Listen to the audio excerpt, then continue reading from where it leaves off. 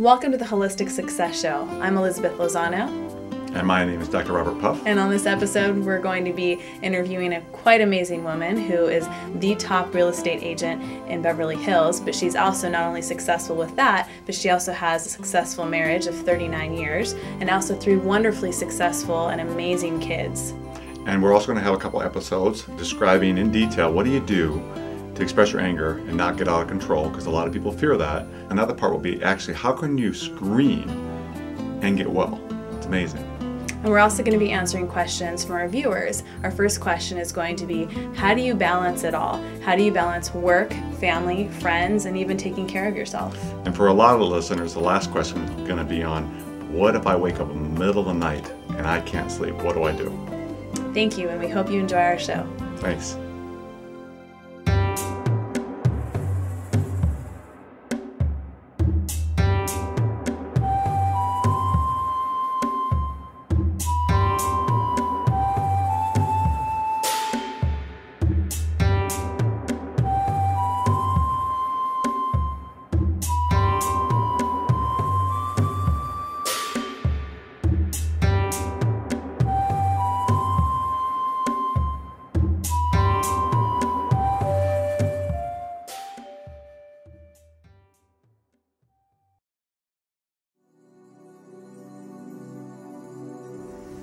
I want to talk about a concern that many people have, which is called going postal, or really taking your anger out at objects or at people that can be very inappropriate. We see it on the news, we've seen the Columbine experience. And so what happens there is people get afraid of anger. They're fearful of what would happen if I express my anger. Will I go postal?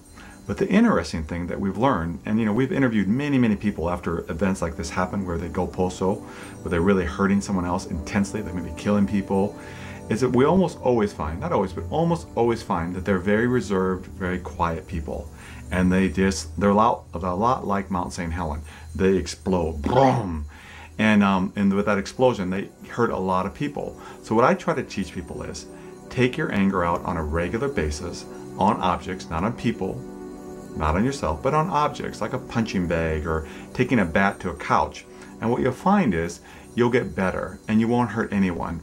And I want to use an example first to describe what I mean by that. And I want to use an example of what I mean by that. Years ago, when I was beginning my training, I worked at the VA hospital in Sepulveda. And there was a man there. He was a Vietnam vet. And he had all this anger inside of him, but he never expressed it because he was convinced if he expressed his anger, he would just go postal. So I ended up convincing him to we got a room, and I got a bed mattress, and I got him one of those soft bat things, and I held the mattress, and he just started wailing away on it. And he was convinced he'd tear down the whole hospital if he let go of any of his anger.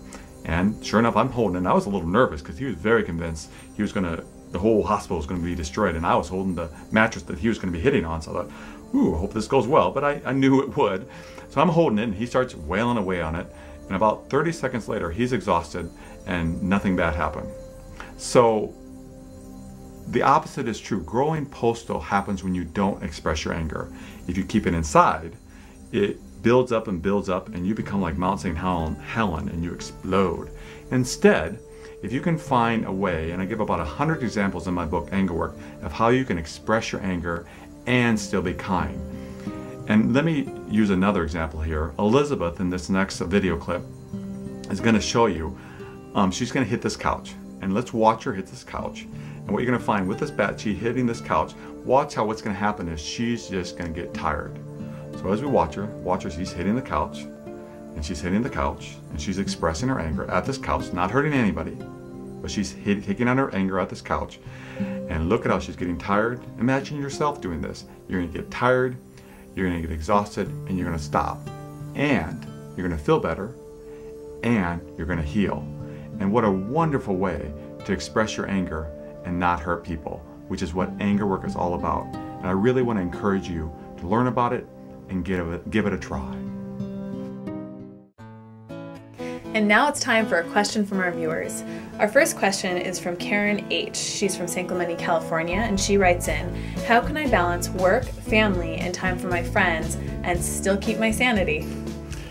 Karen, that's really the premise of this show. What we're trying to teach in all these episodes that we have and are going to continue to have is finding balance, finding holism in your life and fitting it all together. And you have to start with what's important to you, what really matters to you. Because what matters to you is what's going to get your time. Mm-hmm. If what matters to you is your family, then you need to make that a priority. Then you make sure you're home in time to spend time with them and love them and enjoy them. But if your actions are saying I'm at work and you spend a lot more time at work than you're at home, which a lot of people do, right? So really, then you're really saying that work's more important than my family. So what I like to use as an analogy of a pyramid. We're like a pyramid, and at the bottom of a really solid, well-built pyramid, the base is you and your relationship with God and the universe. Next, and you taking care of yourself. Right, exactly. And next comes your relationship, your significant other, your partner, and that relationship, making that a priority. Then your children, and then work and friends and everything else. And that's a very solid base. But for most people, instead of being like this, they invert it. It tips like this, and it's very rocky, so it crashes quite often. So work may be first, or their friends, or their spouse, and everything just falls over very easily. And so, you want to make sure that, that you have a good base there, and you spend time with that. So if you don't allow any time for yourself, that sooner or later is going to crumble. I mean, single moms that I work with over the years, they often are the hardest workers on the planet. And I really encourage them, take time for yourself, because if you don't, it's going to have consequences to it. And a lot of times they're feeling guilty. Well, I have to work and I want to see my child. Mm-hmm. But, it really is quality over quantity. So spend good quality time with your child and things will work out. So it's a sense of saying what's important. You have to pause and say what's really important. Mm-hmm. And and your actions are going to manifest in what's important to you. So if you have a big house but you're never home, then you're saying what's important to you is having a big home. But if you have a smaller place, perhaps you downsize, so kids share the room so we can be together more, take more vacations. Really, your message is family matters more. So you have to ask yourself, and I think all of us do have to ask ourselves what's important. And then we advocate taking care of yourself, mm-hmm. family, your faith, exercise, eating right, just all of it fitting together. Then you have a beautiful life and a beautiful existence, and you're successful. But if any one thing takes priority, things start falling apart. And I think it's important to point out too, because I think, you might think, well, my kids are a priority to me and I really want to put them first. And, here's, it might sound kind of odd to say put yourself first. And we're not saying totally ignore your kids, don't take care of them. Absolutely not. What we're saying is, have you ever been on an airplane and when they're, talking about all the things to do in emergency, there's the airbag that falls down. What are you supposed to do first? Do you put it on yourself first or do you put it on your child? They ask you to put it on yourself first, because if you're unconscious, you're not getting oxygen, how are you at all supposed to be able to take care of that little